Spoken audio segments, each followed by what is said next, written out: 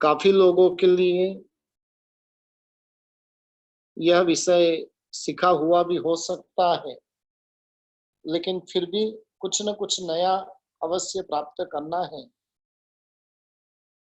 भारतीय संस्कृति जो है वो मंदिरों की संस्कृति है, वो जिनालयों की संस्कृति रही हुई है, जहाँ पर हर एक के घर के अंदर चाहे जैन रहे अजैन रहे, लेकिन भगवान तो लगभग हमें कहीं न कहीं किसी न किसी रूप में हर एक के घर में मिलते ही है।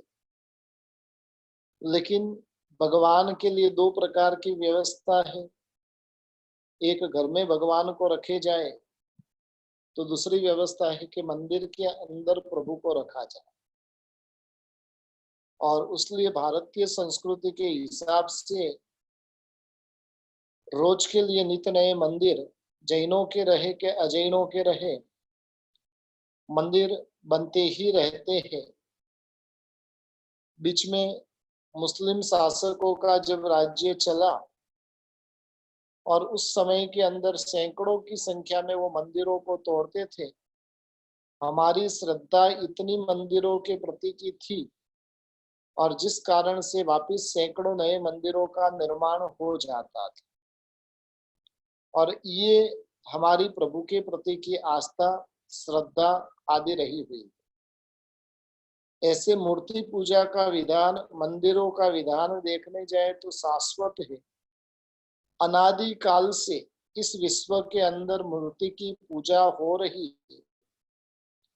अनादि काल से इस विश्व में मंदिर बने हुए। मंदिरों की दो प्रकार की भूमिका, एक शाश्वत जिनालय होते हैं और एक अशाश्वत जिनालय होते हैं। शाश्वत जिनालय ही हम उसकी शाश्वतता सिद्ध करने के लिए लालायित करती है। विश्व भर के अंदर करोड़ों करोड़ों की संख्या में शाश्वत जिनालय रहे हुए हैं। चाहे देवलोक रहे, पाताल लोक रहे, मनुष्य लोक रहे, सर्वत्र शाश्वत जिनालय रहे हुए हैं। और ये शाश्वत जिनालय ही हमें बता रहे कि परमात्मा की मूर्ति भी अनादि काल से है, और अनादि काल से उसकी पूजा भी होती आ रही। आज भी जब हम खुदाई करते हैं तो उस समय के अंदर 2-2 हजार साल पुरानी प्रतिमाएं आज भी जमीन में ऐसे निकलती। कई पंथ ऐसे हैं कि जो मूर्ति पूजा के कट्टर विरोधी बनकर बैठे हैं, लेकिन उनसे मेरा कहना है, मैं किसी के विरोध में कोई बात करता नहीं हूं, लेकिन उनसे कहना है कि यदि आज भी हमारे पास में हजारों साल पुराने मंदिर यदि विद्यमान हैं, तो वो कब है? जब वो प्राचीन परंपरा रही हुई रहेगी तभी है। आज भी हमारे पास में जो मूर्तियां प्राप्त होती है, 2000, 2500, 3000, 5-5 हजार साल पुरानी प्रतिमाएं प्राप्त होती है। और यही बता रहा है कि प्रतिमा की पूजा वो बहुत ही प्राचीन रही हुई है। आज हम शंखेश्वर पार्श्वनाथ दादा की मूर्ति देखने जाए, नेमिनाथ परमात्मा की मूर्ति देखने जाए, ये सब मूर्तियां तो बनकर भी करोड़ों करोड़ों साल व्यतीत हो गए। यानी कहने का मतलब है कि जिनालय का विधान और मूर्ति का विधान वो आज का नया नहीं, अनादि काल से ये परंपरा रही हुई है और अनंत काल तक ये परंपरा रहने वाली है। अब बात करते हम जिनालय तो जाते हैं, जिनालय क्यों जाना चाहिए, जिनालय कैसे जाना चाहिए, जिनालय क्यों जरूरी है, वहां पर जाकर क्या करना है क्या नहीं करना है। कई बार हम जाते हैं लेकिन फिर भी उसका विज्ञान हमें पता नहीं होता है, और विज्ञान पता नहीं होने के कारण कई बार भावावेश में भी इस प्रकार की गलतियां हम कर बैठते हैं। यदि कोई डॉक्टर है,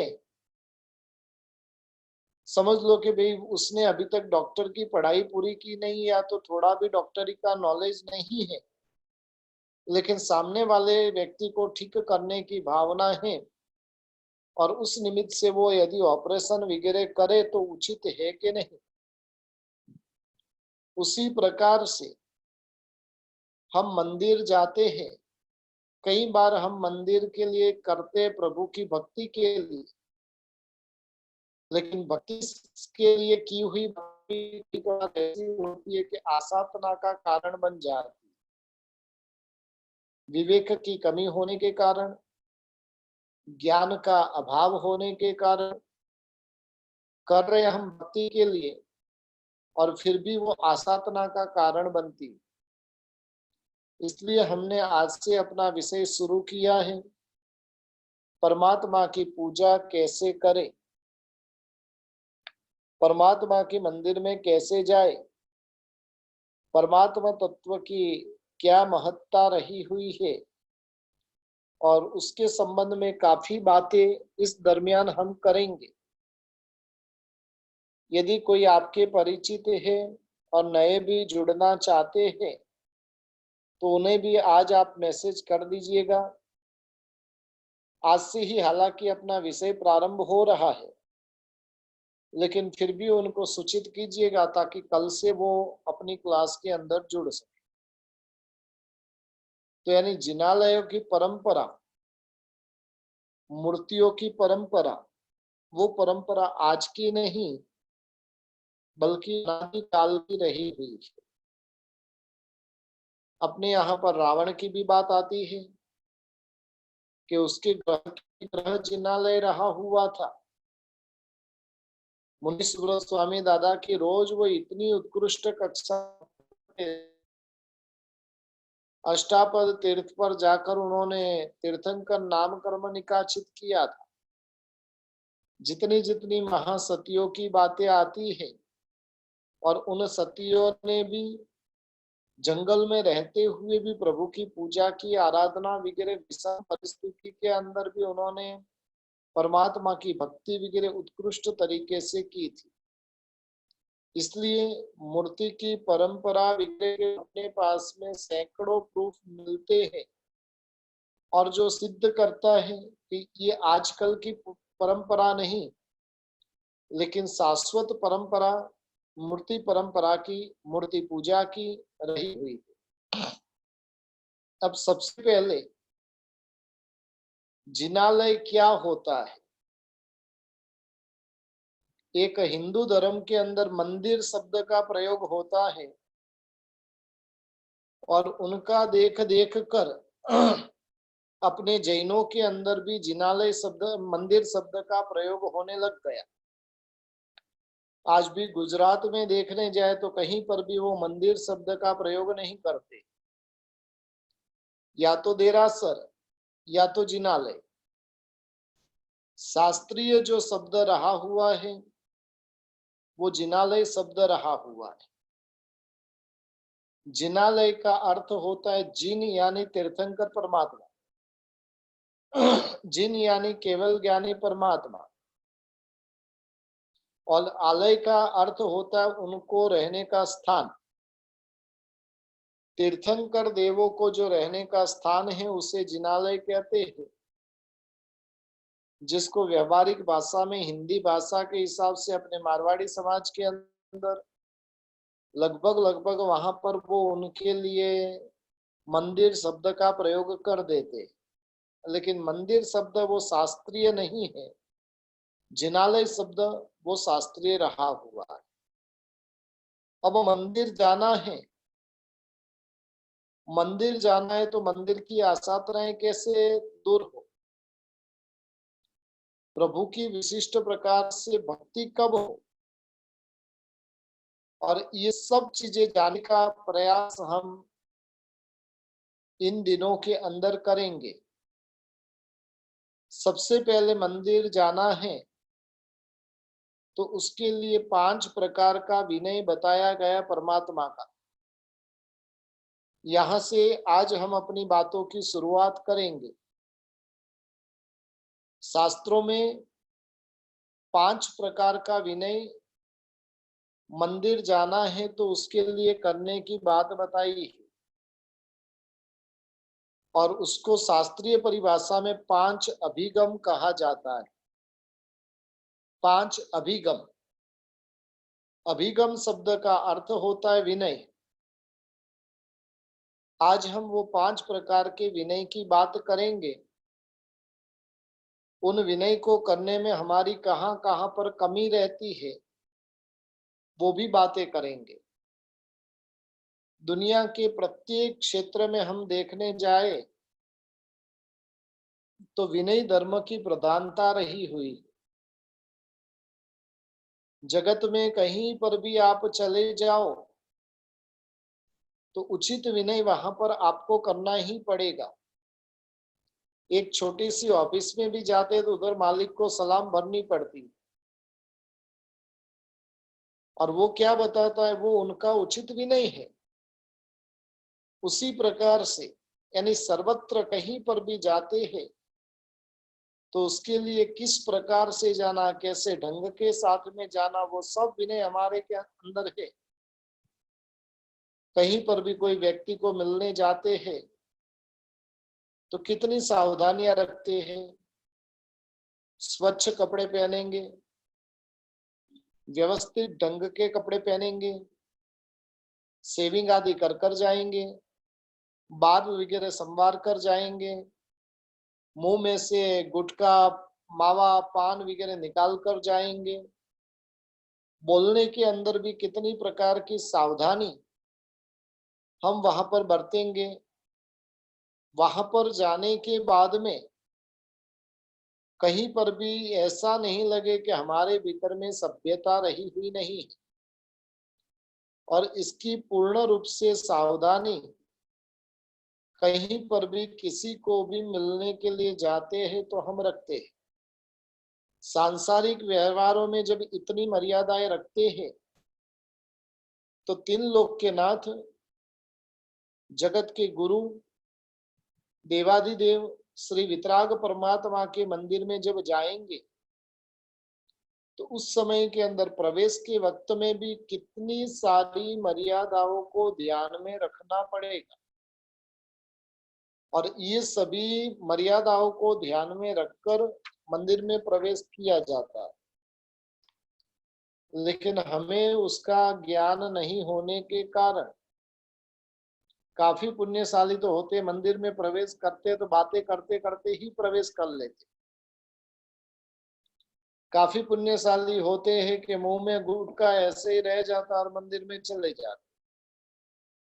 तो ये सभी चीजों की सावधानी हमें रखनी है और उसके लिए सबसे पहले 5 प्रकार का विनय तीर्थंकर देवों का बताया है, मंदिर का बताया है और उस विनय धर्म का पालन हमें अवश्य करना चाहिए। सबसे पहले नंबर का विनय है, मंदिर में जब प्रवेश करते हैं सचित्त का त्याग कर देना है। मंदिर में प्रवेश करते समय पुराने काल के अंदर राजा महाराजा होते थे तो अपनी तलवार, छत्र, जूते, मुकुट, चामर ये सभी चीजें बाहर निकाल कर जाते थे। अन्य मनुष्यों को भी जब मंदिर में जाना है तो अपने शरीर की शोभा के लिए रखी गई पुष्प की मालाएं, जैसे साउथ इंडियन लोग सिर पे वो पुष्प जो डालते हैं, बालों में जो पुष्प डालते हैं, मुकुट साफा वगैरह पहना हुआ रहता है, कलगी वगैरह रहती है, जूते पहने हुए रहते हैं, सॉक्स पहने हुए रहते हैं, जेब में रखे गए जो दवाइयाँ, तंबाकू वगैरह, गुटखा वगैरह, पान मसाला वगैरह, चिंकनी वगैरह, इत्र वगैरह, इन सभी चीजों का जब मंदिर में प्रवेश करते तो उसका त्याग कर कर जाना चाहिए। इसमें से यदि किसी भी प्रकार की चीजें गलती से भी यदि मंदिर में आ जाती है तो उसका उपयोग हम कर सकते नहीं है। और यदि उपयोग करते हैं तो बहुत बड़े दोष के भागीदार हम बन गए। इसलिए मंदिर में जाना है, स्वयं को खाने पीने योग्य जो जो चीजें दवाई वगैरह भी रहे उसको भी मंदिर के बाहर छोड़कर जाना है। गलती से भी यदि प्रभु के सामने ये चीजें आ जाती है तो उस समय के अंदर उस चीजों को पानी में बहा देना चाहिए, उस चीज को फेंक देना चाहिए, चाहे वो कितनी भी अमूल्य चीज रहे। उसका हम हमारे खुद के लिए उपयोग कर सकते नहीं। समझ लो कि एक ही टेबलेट 50 रुपये की थी और 10 टेबलेट एक साथ में थी, मंदिर में लेकर चले गए तो बस वो टेबलेट अब कोई काम की आपके लिए नहीं रहे। उस चीज को या तो कोई गरीब लोग रहे उनको दे देना, लेकिन अपने उपयोग में तो हम उसे ले ही नहीं सकते। और इस प्रकार से पूर्ण रूप से उसका ध्यान रखना चाहिए। अपने जो खाने पीने में भी कई चीजें ऐसी होती है, कभी कभार जो स्वामी वात्सल्य वगैरह रहता है, जहां पर बड़ी व्यवस्था है तो कोई दिक्कत नहीं आती, लेकिन छोटी सी जगह रहे तो कभी कभार भगवान के सामने ही खाना वगैरह सब लेकर चले जाते, तो वो भी उचित नहीं। पुराने काल के अंदर भगवान के सामने ब्लैक बोर्ड रखा जाता था, और वो बोर्ड इसलिए रखा जाता था कि रास्ते पर भी कोई यदि खाने पीने वगैरह की चीज लेकर जाए तो वहां पर भगवान की दृष्टि नहीं गिरे, और ऐसी दृष्टि यदि गिरती है तो आपकी सब्जी रहे कि कुछ भी रहे पूरा का पूरा आपको उपयोगी नहीं होता है। इसलिए वैसे समय में ब्लैक बोर्ड पूर्व के काल में रखा जाता था। आज काफी जगह पर है, काफी जगह पर हटा दिए गए, क्योंकि सब सुधारावाद है और सबको कुछ न कुछ सुधारा करना है। लेकिन ये सारी चीजें जो है बहुत जरूरी थी, जरूरी चीजों को हमने हमारे वहां से हटा दी। इसलिए मंदिर में जाते हैं तो खाने पीने की किसी भी प्रकार की सामग्री, दवाई आदि रहे कि और भी इत्र गिरे रहे कि कुछ भी रहे, वो मंदिर में लेकर जा सकते नहीं। ये पहला नियम हुआ, पहला भगवान का विनय हुआ। दूसरे नंबर के अंदर परमात्मा का विनय बताते हुए बताया कि अचित्त का अत्याग करना है। यानी मंदिर में जब जाते हैं तो हमारे उपयोग की नहीं, लेकिन परमात्मा को अर्पण कर सके वैसी सामग्रियां मंदिर में लेकर जाना है। मंदिर जाते समय कभी भी खाली हाथ मंदिर जाने का विधान नहीं। जब भी जाते हैं कुछ न कुछ अवश्य लेकर जाना है। मंदिर जाते हैं तो पूजा के उपयोग की जैसे धूप, दीपक, अक्षत, नैवेद्य, फल, फूल, पानी वगैरह, दूध वगैरह, केसर वगैरह, ये सारी अष्ट प्रकारी पूजा की सामग्री मंदिर जाते हैं तो हमें स्वयं के द्रव्य की लेकर जाना है। इवन पानी तक की चीजें वो भी घर की वापरनी है, मंदिर की नहीं। भगवान का पक्षाल भी करना है तो खुद का पानी लेकर जाना और प्रभु का पक्षाल करना। दूध भी घर से लेकर जाना, केसर भी घर से लेकर जाना। शक्ति रहे तो सारी की सारी चीजें स्वयं ही लेकर जानी चाहिए। यदि खाली हाथ देव गुरु के दर्शन करते हैं तो नीति शास्त्रकार कहते हैं कि वो दर्शन भी निष्फल जाते। इसलिए जब भी दर्शन के लिए जाते तो खाली हाथ नहीं जाना है, लेकिन कुछ न कुछ परमात्मा के लिए अवश्य साथ में लेकर जाना है। पूर्व के काल में मंदिर जाते थे तो पूजा की पेटी लेकर जाते थे। अब पूजा की पेटी का जमाना गया, अब आ गया बटुआ। हाथ को हिलाते जाओ और हिलाते हिलाते मंदिर पहुंच जाओ। एक चीज ध्यान रखे कि पूजा की सामग्री वगैरह भी जो होती है ना, उसको भी बहुमान पूर्वक उठाना होता है। उसको ऐसे टिंगाते टिंगाते, हाथ हिलाते हिलाते लेकर नहीं जा सकती। सामान्यतया तो बताया गया कि पूजा के जो द्रव्य है वो नाभि से ऊपर रखना। मंदिर भी लेकर जाते तो नाभि से ऊपर, अब बटुआ भी लेकर जा रहे तो हाथ में ऐसे पकड़ो और बटुआ लेकर जाओ। वो पूजा की पेटी थी तो बराबर व्यवस्थित ढंग से हो जाता था। अब पेटी गई, अब बटुआ आ गया, बस हाथ हिलाते रहो, तो वो उचित नहीं है। प्रभु के लिए जो भी सामग्री लेकर जा रहे हैं उसका उचित सत्कार, उचित सम्मान होना चाहिए। घर के अंदर कोई चीज हम लाते ना तो कितनी संभाल कर लाते हैं, वैसे ही प्रभु के लिए कुछ भी लेकर जाना है तो कुछ न कुछ अवश्य लेकर जाना है। अनंत काल से जीव दुर्गतियों में चक्कर काट रहे हैं। देवादिदेव की कृपा से नरक और तिर्यंच गति का तो हमारा निवारण हो गया, और आज मानव का भाव जो प्राप्त हुआ है, वो भाव भी जो प्राप्त हुआ है तो उसके अंदर उत्कृष्ट कोटि का विनय हमें कर लेना है। यहाँ पर हमें यथा योग्य सामग्रियां प्राप्त हुई है तो सामग्रियां प्रभु के लिए भी यथा योग्य लेकर जानी चाहिए। खाली हाथ जाते तो प्रभु का अभिनय बताया गया है।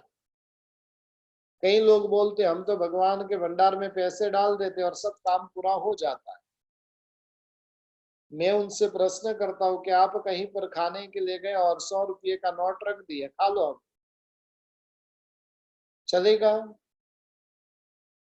एक चीज ध्यान रखिए कि द्रव्य में जो भाव आता है वो पैसे में मजा नहीं आता है। द्रव्य जैसे द्रव्य होंगे वैसे अभिवृद्धि करने वाले बनेंगे। काफी लोग होते हैं कि अष्ट प्रकारी पूजा का 100 रुपया गिनकर भंडार में डाल देते, 500 रुपया गिनकर भंडार में डाल देते। कहीं पर कोई खाने के, वैसा व्यक्ति यदि घर पे खाने के लिए आए तो उसको खाने के लिए कुछ नहीं देना, 500 रुपये का कवर दे देना, जा अब तू भूखे। नहीं चलता है। यानी परमात्मा का एक, प्रभु के लिए कुछ द्रव्य लाना, प्रभु के लिए कुछ लाने में भी कितना आनंद होता है। संसार के लिए कोई भी चीज लेने जाते वो कर्म का बंधन करवाने वाली बनती है। प्रभु के लिए कोई भी चीज लेने जाएंगे तो कर्म की निर्जरा, पुण्य का बंध आदि करवाने वाले बनते हैं। इसलिए कभी भी ध्यान रखना चाहिए कि प्रभु के मंदिर में जाना है तो खाली हाथ तो हमें जाना ही नहीं है। जैसे कोई बड़ा व्यक्ति रहे, पूर्व के काल में राजा महाराजा का समय था,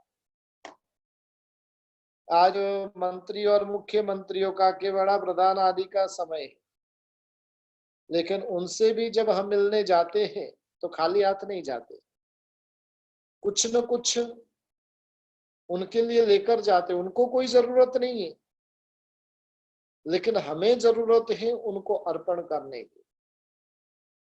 इसलिए प्रभु के मंदिर में खाली हाथ नहीं जाना, ये दूसरे नंबर का विनय रहा हुआ है।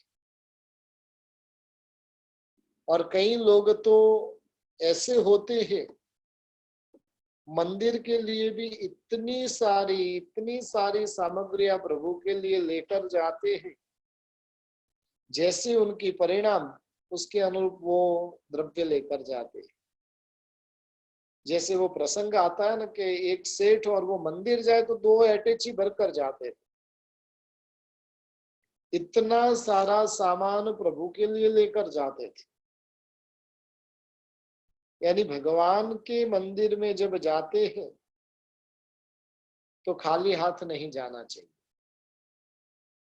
आपके देखो सामान्य जो ऐसे पहनने के कपड़े होंगे ना वो अच्छे रहेंगे, और पूजा के कपड़े आपके देखेंगे तो लगेगा कि ये, इसकी क्या परिस्थिति अच्छी नहीं है कि ऐसे कपड़े पहनकर आया है।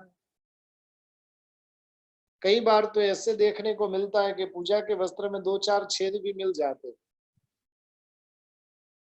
नहीं, प्रभु के लिए जो भी द्रव्य लाना है, प्रभु के लिए पूजा के वस्त्र उत्तम, प्रभु को चढ़ाने के द्रव्य उत्तम, और उत्तम में उत्तम द्रव्य प्रभु को अर्पण करने चाहिए। खाली हाथ प्रभु के मंदिर में जाना नहीं है। ये दूसरे नंबर का परमात्मा का विनय है। जैसे घर संसार में हम अनेक प्रकार की सामग्रियों का संग्रह करते हैं और ये सभी अंत में पाप का बंद करवाने वाले ही बनते हैं। अब तो एक छोटा सा सुंदर पूजा का बक्सा तैयार कीजिए जिसमें अष्ट प्रकार की पूजा की समस्त सामग्री आ जाए। आखिर कुछ नहीं तो एक चौरस डिब्बे के अंदर चावल, धूप, दीप जैसे द्रव्य तो अवश्य ही साथ ले जाने चाहिए। प्रातः काल दर्शन के लिए जाना हो तो प्रभु के अभिषेक के लिए कलश, दूध आदि लेकर जाइए। और इस प्रकार से खाली हाथ कभी भी जिनालय जाना नहीं है। ये दूसरे नंबर का विनय। तीसरे नंबर के अंदर उत्तरासन। उत्तरासन यानी मंदिर में प्रवेश करते तो खेस होना चाहिए। यदि पूजा के वस्त्र में जाते हैं तो कंधे पर केस होता ही है भाइयों को, लेकिन ऐसे ही मंदिर में भी जब जाए तो उस समय के अंदर भी खेस रखने की एक अपनी पुरानी परंपरा थी। आज भी पुराने जो किसान वगैरह गांवों में हैं तो उनको देखो तो कभी भी उनके वहां पर कंधे के ऊपर खेस डाला हुआ रहता है। बस तो प्रभु के मंदिर में भी जब जाना है तब शरीर के ऊपर खेस डालकर जाना चाहिए। और बहनों को उत्तम वस्त्र पहनकर जाने चाहिए। मर्यादित वस्त्र रहे, जो मंदिर में आने वाले व्यक्ति को किसी को भी विकार आदि का कारण नहीं बने। और उस प्रकार के वस्त्र पहनकर बहनों को मंदिर में जाना चाहिए। वर्तमान में पहनने का ढंग गया, अब जो जैसे मर्जी आए वैसे ये वस्त्र वो पहनते हैं। वो वस्त्र पहने हुए यदि हम मंदिर में देखें तो भी हमारे विकार का कारण बन जाता है। इसलिए बहनों को तो विशेष ध्यान रखना चाहिए। किसी भी हालत में ट्रांसपेरेंट कपड़े तो पहनने ही नहीं चाहिए। जितने मोटे कपड़े हो उतने मोटे कपड़े पहनने का प्रयास करना चाहिए। काफी लोग कपड़े पहनते पूरा का पूरा शरीर दिखता है ट्रांसपेरेंट कपड़े। जैनों को ये कपड़े शोभा नहीं देते और विशेष करके परमात्मा के दरबार में तो बिल्कुल ही ऐसे वस्त्र शोभा नहीं देते।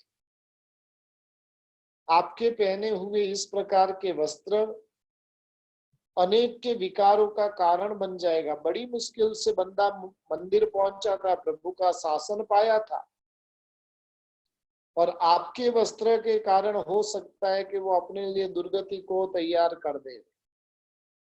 इसलिए किसी की दुर्गति में निमित्त भूत नहीं बनना है तो वस्त्रों की उचित मर्यादा होना बहुत ही जरूरी। उचित वस्त्र पहनकर ही मंदिर जाए। बच्चियां भी रहे तो वो खेस ये दुपट्टा वगैरह तो अवश्य डाला हुआ होना ही चाहिए। और वैसे समय के अंदर यदि इस प्रकार से नहीं जाते हैं तो प्रभु के अभिनय की भूमिका कही गई है। चौथे नंबर के अंदर परमात्मा को देखते ही मस्तक पर अंजलि लगानी चाहिए। यानी जिनालय में जैसे ही प्रवेश करते हैं और प्रवेश करने के साथ में ही परमात्मा का प्रशांत मुख दिखेगा। परमात्मा की प्रतिमा के दर्शन होते ही हाथ जोड़कर मस्तक झुकाकर मस्तक पर इस प्रकार से अंजलि रखते हुए नमो जिनाणम परमात्मा को बोलना चाहिए। संसार में हमने कईयों को नमस्कार किए और कई लोग तो ऐसे होते हैं कि हर एक को मालिक बना देते। उनके शब्दों की परिभाषा ही किसी को भी बुलाते मालिक जी, मालिक जी, मालिक। एक चीज ध्यान रखिए, मालिक परमात्मा को छोड़कर दुनिया में कोई नहीं हो सकते। शालिभद्र जी को जब पता चला कि मेरे सिर पे भी मालिक है, संसार से निकल गए, मालिक सिर पे चाहिए ही नहीं, मालिक एक ही है और वो परमात्मा है। कहने का मतलब है कि परमात्मा के दरबार में जाते हैं तो उनको मस्तक पर अंजलि कर कर प्रभु को नमस्कार करना चाहिए, नमो जिनाणम बोलना चाहिए। और ये जो मस्तक प्रभु के सामने झुकता है वो दुनिया में और किसी के सामने झुकेगा नहीं। सम्यक दृष्टि आत्मा होती है जिसका मस्तक देव और गुरु के चरणों में ही झुकता है। या तो अपने साधर्मिकों के सामने झुकेगा, लेकिन उनको छोड़कर और कहीं पर भी उनका मस्तक झुकता नहीं। हम अपने निजी थोड़े से स्वार्थ के लिए भी क्या करते हैं, काफी लोगों के सामने बात बात में हम झुकते ही रहते हैं। उचित नहीं है। झुकना है तो तीन लोग के नाथ के सामने ही झुकना, अन्यत्र झुकना वो कर्म बंधन का कारण है। प्रभु के सामने झुकना वो पुण्य बंध का, कर्म निर्जरा का कारण बन सकता है। इसलिए परमात्मा के मंदिर में प्रवेश करते हैं एक गजब कोटि का आनंद का भाव होना चाहिए। प्रभु के दर्शन परम पुण्य से प्राप्त हुए। थोड़े दिन पहले ही मैंने कहा था, चंद्र प्रभ मुख चंद्र सखी मुने देखण दे रे। कहीं पर भी ऐसा रूप मैंने देखा नहीं, अब जी भर कर देखन। और जैसे अपने कोई प्रिय व्यक्ति से हम मिलते हैं ना, मिलने का आनंद कितना गजब का होता है, उसी प्रकार से प्रभु के दर्शन होते और दर्शन होने के साथ में शरीर के 3.5 करोड़ रोंगटे खड़े हो जाएंगे। एक नमो जिनाणम बोलने की प्रक्रिया वो अंतःकरण में इतने गजब के आनंद का कारण बनेगी, और वहां पर श्रद्धा पूर्वक अहोभाव पूर्वक उनको नमस्कार किया जाएगा। ये मस्तक पर अंजलि रखने का विधान सिर्फ भाइयों के लिए ही है। बहनों को अपने दोनों हाथ यहाँ तक जोड़ने, छाती के आगे के भाग तक, मैक्सिमम मुख के आगे तक, उससे ऊपर लेकर जाना नहीं है। अंजलि बहनों को करनी नहीं। और इस प्रकार से परमात्मा को नमो जिनाणम बोलना वो चौथे नंबर का परमात्मा का विनय रहा हुआ है। 5वें नंबर के अंदर प्रणिधान। प्रणिधान का अर्थ होता है मन की एकाग्रता। संसार में मन सर्वत्र एकाग्र हो जाता है, प्रभु के दरबार में मन एकाग्र होता ही नहीं। और एक चीज ध्यान रखिए कि मन की एकाग्रता यदि प्राप्त नहीं हुई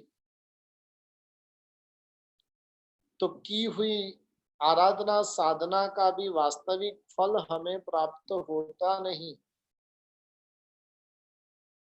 आदि व्याधि उपाधि से जो सुलगता हुआ ये संसार है, और ऐसे संसार से निकलकर जब प्रभु के पास में आए हैं,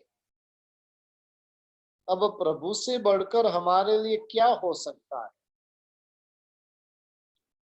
परम कृपालु परमात्मा वही हमारी दृष्टि में सर्वस्व रहे हुए है। और ऐसे परमात्मा के दर्शन करते ही उन परमात्मा के रूप के अंदर, परमात्मा के दर्शन के अंदर खो जाना, और वहां पर भाव भी क्या जगेंगे, प्रभु तू ही, बस अब तो परमात्मा मेरे हृदय में कौन है, एकमात्र तू ही है।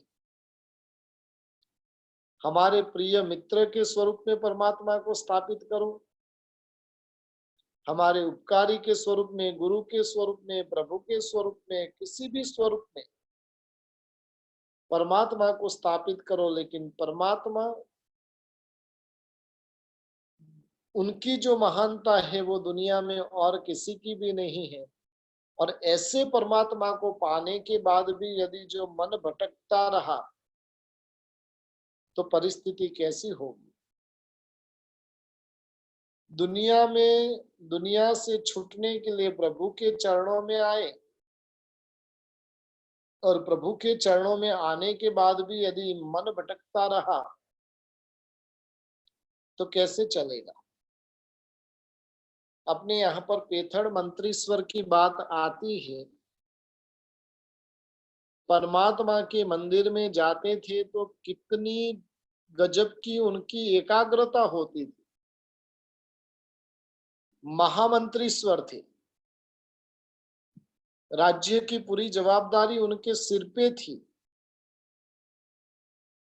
हर एक को कुछ न कुछ काम पड़ जाए तो मंत्रीश्वर मंदिर में गए तो मंदिर में भी डिस्टर्ब करने के लिए चले जाए। और इसलिए पेथड़ मंत्रीश्वर ने व्यवस्था रखी थी। दादा के दरबार में चले गए, फिर बाहर दो सेवकों को खड़े कर देते थे। अब मैं दादा से मीटिंग कर रहा हूं और किसी से मैं मीटिंग कर नहीं सकता हूं।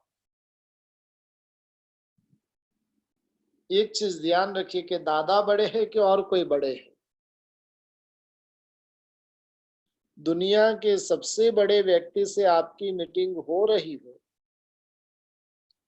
और उतने में कोई छोटा व्यक्ति आकर आपको मिलना चाहे तो आप क्या कहोगे? नहीं भाई, अभी मेरी जो मीटिंग चल रही है वो मीटिंग के बाद तुझे देखेंगे। ये हमारी मीटिंग है परमात्मा से। चाहे आधे घंटे की रहे, चाहे घंटे की रहे, चाहे 2 घंटे की रहे, जैसी आपकी अनुकूलता। लेकिन जब मंदिर जाते हो तो घर पे बोल के जाइए, अब कुछ भी कितना भी इमरजेंसी आ जाए मुझे मंदिर बुलाने के लिए नहीं आना। और वो पेथड़ मंत्रीश्वर 2 सेवकों को बाहर खड़े करते थे, किसी को भी मंदिर में जाने की छूट नहीं। राजा को कुछ इमरजेंसी आ गई, सेवकों को बुलाने के लिए भेजा, नहीं आने दिया। आखिर में राजा को खुद को आना पड़ा। राजा की जिद के सामने वो सेवक कुछ बोल नहीं सके। राजा भी मंदिर में गया, पेथड़ मंत्रीश्वर को भक्ति करते हुए दिख रह गए। और इस प्रकार की फूलों की अंगिया परमात्मा की मंत्रीश्वर बना रहे थे। रोज का क्रम था, आदमी रखा हुआ था, वो सीरियल वाइज पुष्प देते जाते थे और प्रभु की अंगिया वो पुष्पों से बनाते जाते थे। आज पुष्पों के क्रम में थोड़ा चेंज हुआ, पीछे मुड़कर देखा तो राजा स्वयं वहां पर आया हुआ है। और किस प्रकार की एकाग्रता, यानी एकाग्र रखने के लिए उन्होंने कितना प्रयत्न किया। इतने बड़े मंत्रीश्वर होने के बावजूद भी प्रभु में यदि वो तल्लीन हो सकते तो क्या हम नहीं हो सकते हैं। आज कई साधु संत घंटों तक प्रभु में खो जाते। एकाग्रता क्या होती है उसको देखकर एक पंडित जी हुए, वाचस्पति मिश्र, शायद आपने नाम सुना रहे। बहुत बड़े पंडित हुए और वो शांकर भाष्य के ऊपर टीका लिख रहे थे। वो टीका लिखने की शुरुआत की। टीका लिखते लिखते उनकी शादी हुई और शादी होने के बाद में भी टीका लिखते लिखते 30 साल का समय व्यतीत हो गया। 30 साल उनको टीका लिखने में गया। क्या खाया, क्या पिया, क्या कब शादी हुई, कब सोए, कुछ पता नहीं।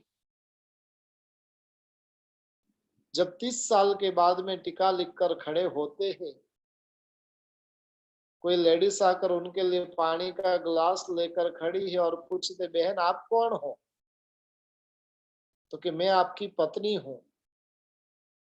अब बोलो, ऐसे खो गए कि शादी हुई है वो भी भूल गए। यानी ऐसी एकाग्रता प्रभु के अंदर यदि हो जाए तो समझ लो कि भी बेड़ा पार हो सकता है। संसार रूपी समुद्र से तैरना है तो प्रभु में एकाग्र बनना ही पड़ेगा। प्रभु में जब तक एकाग्र नहीं बने तब तक संसार रूपी समुद्र से पार पाया नहीं जा सकता है। और इसलिए परमात्मा के अंदर हो वहां तक एकाग्र बनने का प्रयत्न कीजिए। पूज्य कलापूर्ण सुरेश्वर जी महाराज साहिब की बात आती है। चैत्र सुदी 13 का दिन था और वापी के अंदर परमात्मा का जन्म कल्याण का वरघोड़ा निकलने वाला था। आचार्य भगवान सुबह सुबह मंदिर जी के अंदर 1.5-2 घंटा भक्ति कर कर उपासरे में पहुंचे हैं। पुनः 10:30 बजे 10 बजे के आसपास जब वरघोड़ा निकलना होगा तो गुरु भगवंत को बुलाया। गुरु भगवंत बता रहे कि भाई 2 मिनट मंदिर जाकर आता हूं। वो मंदिर गए, परमात्मा में ऐसे खो गए कि कहाँ घंटा 1.5 घंटा 2 घंटा व्यतीत तो हो गया पता भी नहीं चला। और ये एकाग्रता होती है। जब ऐसी एकाग्रता हमें प्राप्त हो जाती है,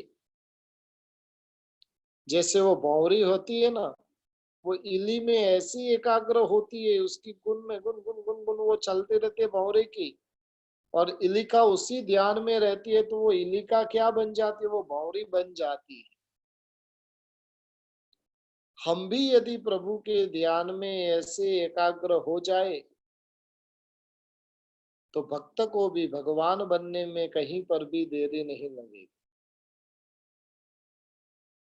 जिन शासन वो सर्वोच्च शासन है, जिन शासन वो लोकोत्तर शासन है,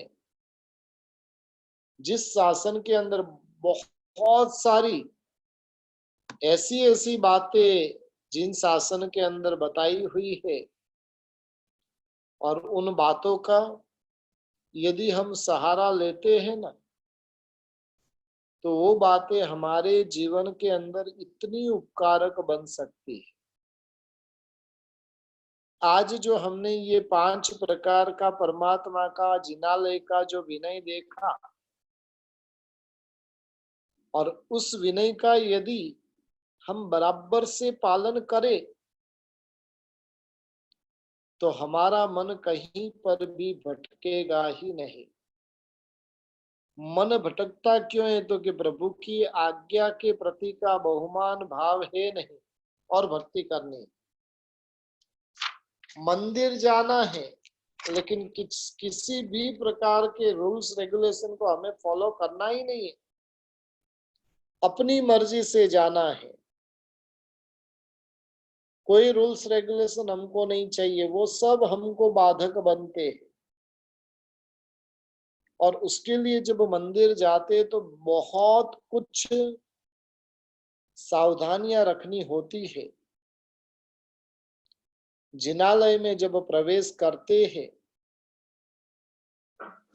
करने के बाद में अब संसार संबंधित संसारी बातों का किसी भी प्रकार का विचार या तो व्यवहार कुछ भी करना नहीं। संसार का त्याग करके मंदिर में प्रवेश किया। अब मंदिर में जाने के बाद में संसार का विचार आना वो भी पाप रहा हुआ है। कितने लोगों का तो स्वभाव होता है भाई मंदिर जाना ही क्यों, सारे समाचार गांव के समाचार मिल जाएंगे। मंदिर जाएंगे तो जितने भी कुछ भी न्यूज है वो सारी की सारी न्यूज कहाँ पर मिल जाएगी, मंदिर में मिल जाएगी। और उसके लिए ही मंदिर जाते, लेकिन उचित नहीं। कितने लोग होते हैं कि नए परिचित स्वजन रिश्तेदार मित्रों का आगमन, सबकी हालचाल पूछने के लिए मंदिर चले जाते। किसी को पूछे भी मंदिर क्यों गए, सबसे मिलना हो जाता, माइंड फ्रेश हो जाता है।